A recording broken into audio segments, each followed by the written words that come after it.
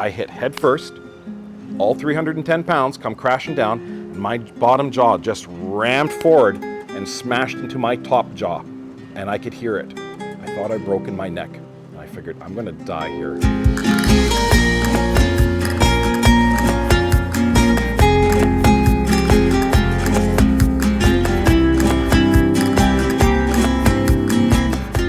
My name is Logan Poole, and I'm from Winnipeg, Manitoba, Canada. So I've been coming down to Bucerias since 2017. And what it was is my parents ended up buying a place down here in 2016, but they only just got it and then they had to come back to Canada. So the year right after, we started coming down here.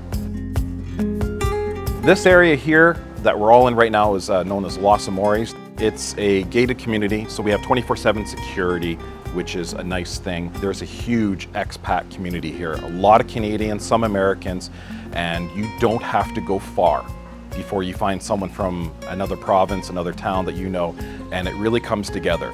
But the big thing here about Los Amores is the greenery.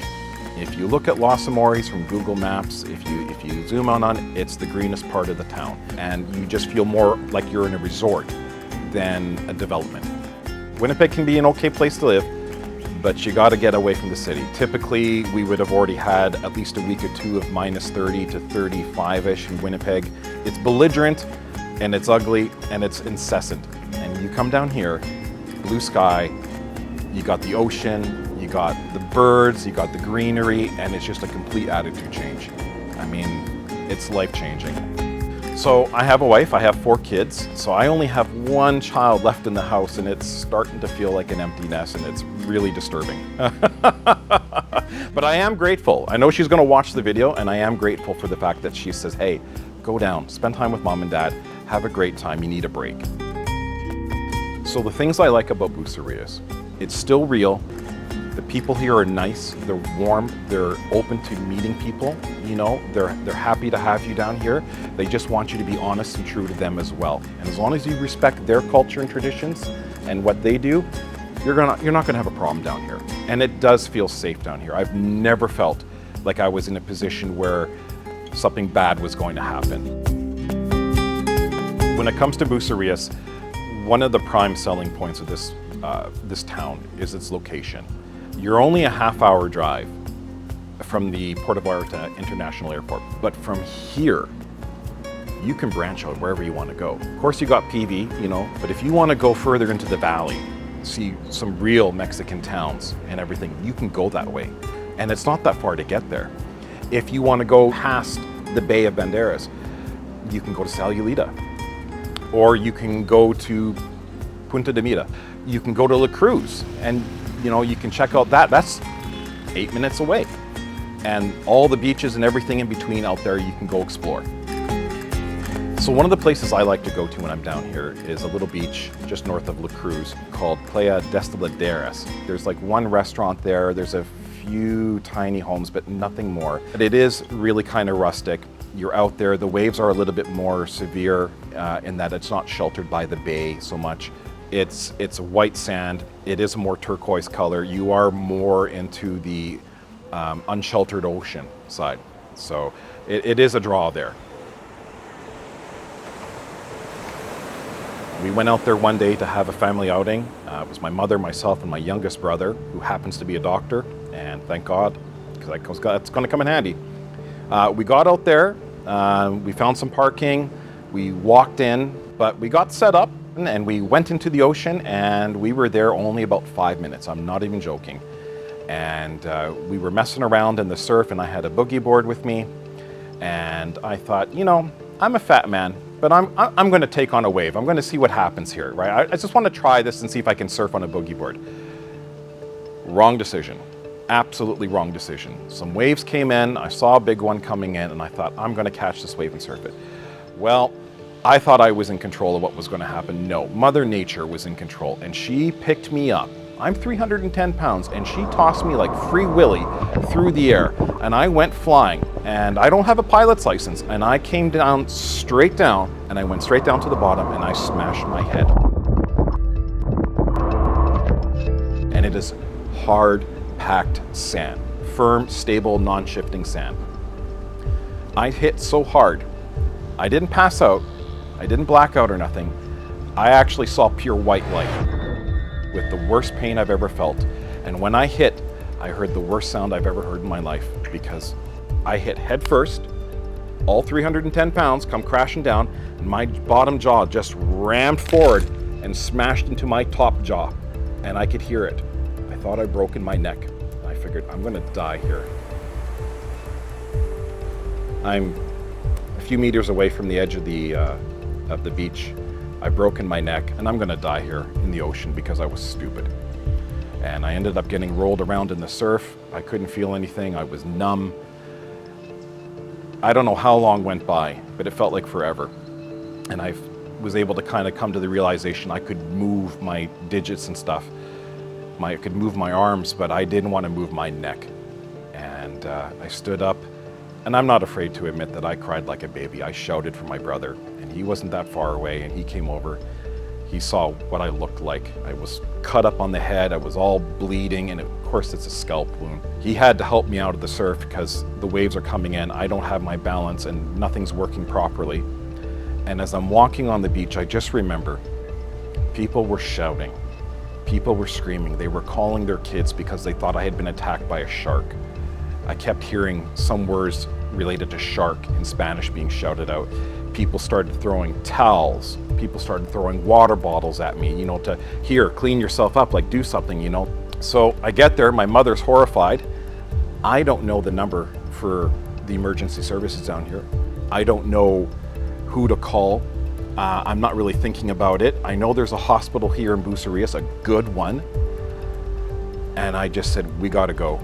So we dragged our stuff to the car. It was the worst car ride I had in my life. I got back to the house because I was covered in sand everywhere in my wound. I was spitting out chunks of my teeth. I ended up breaking my 2 front teeth. They shattered, one right away, the other one fell out during the night. And I chipped 2 more. I had a concussion. I had a medium grade abrasion or something like that, they said. And I was just all messed up. Went to the hospital. They took an x-ray. And they said, you did everything but break your neck. They said, your spine is supposed to look like this in your neck, nice and even. They said, they're all flared right out because they've been squished and now they're pushing back, they're all swollen. They said, we don't know how you didn't break it, but you got away lucky. We knew there was a hospital here in Bucerias. We knew it was a good hospital because we have seen people go in and talk to them before. The staff there was kind. And that's something I've noticed here in Mexico, is that medical staff here are much more empathetic to your needs compared to Canada or US. But they spoke English, and the doctor spoke English. We were able to discuss everything. Certainly it helped that my younger brother was a doctor and was there, and he could offer some opinion back and forth and make sure that things were, where they should be. I didn't have to spend any nights in the hospital. I did ask the doctor if I was okay to fly out, and he was a little cautious about it, but he says it was my choice. But we did fly out the next day. Probably the worst flight I've ever had in my life, just because of the pain. The very next day I had to go to work, and I went to work, and I was all in a neck brace. I had bandages on. I had my 2 front broken teeth, and I just walked up to my boss and I said, in my best speech possible, I said, hey boss, because I'm lisping because of the broken teeth, I need to take some time off. And they couldn't get me out of the office fast enough. They thought I was a walking disaster. So left the office, went right to my doctor after that. He says, you're off work for a month. He says, if you need more, come back, we'll give you more, anything you need. And I ended up taking a month off of work just to let the neck heal, because my job was, I always have to be looking and turning my neck and everything. There couldn't be any messing around with that. The neck is never going to be 100%. It's good most days and I can deal with it, but it's something that I know as I age is going to become more of an issue. In terms of insurance costs of what it cost me, that was covered because I had travel insurance through Blue Cross at the time, and they did cover that. The only thing I ended up paying for, I think, was the neck brace that I had to wear. That wasn't covered, but it was easily accessible and it was relatively inexpensive.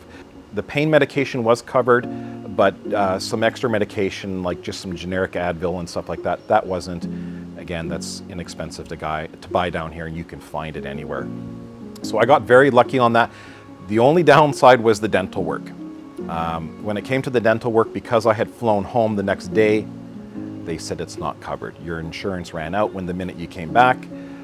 I said, how could I have dealt with this differently? They said, well, if you needed to stay down there in Mexico and have dental work, you could have done it.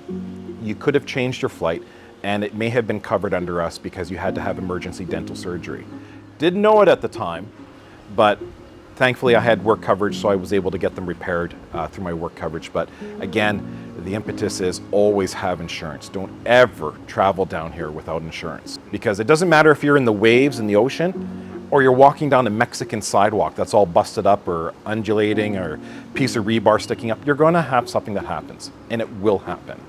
Generally, I think for the average person, I think the idea that they have to look after themselves a little bit more down here is absolutely applicable. You know, the standards of construction and the standards of buildings down here are different, you know. So, like I said, Mexican sidewalks sometimes are broken, or they don't make sense. They have changed their elevation for whatever reason, and it can just be a bit of a hazard. Even things like the cobblestones, you know, you get your foot stuck in between one or something, you roll an ankle, now what, right? Pre-register at the hospital.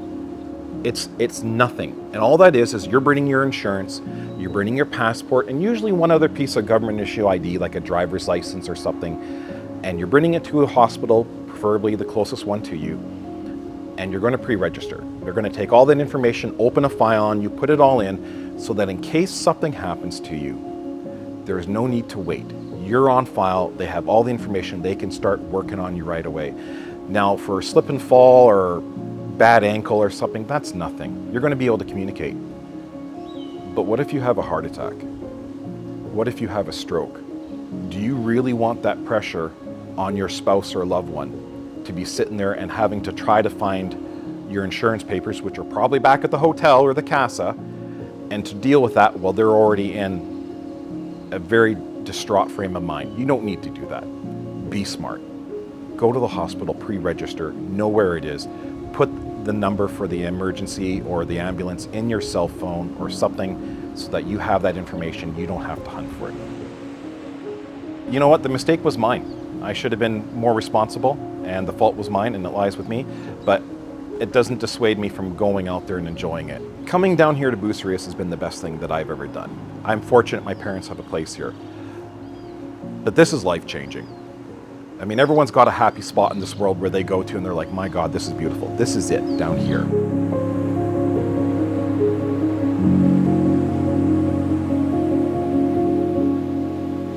Thank you very much to Logan for sharing his story.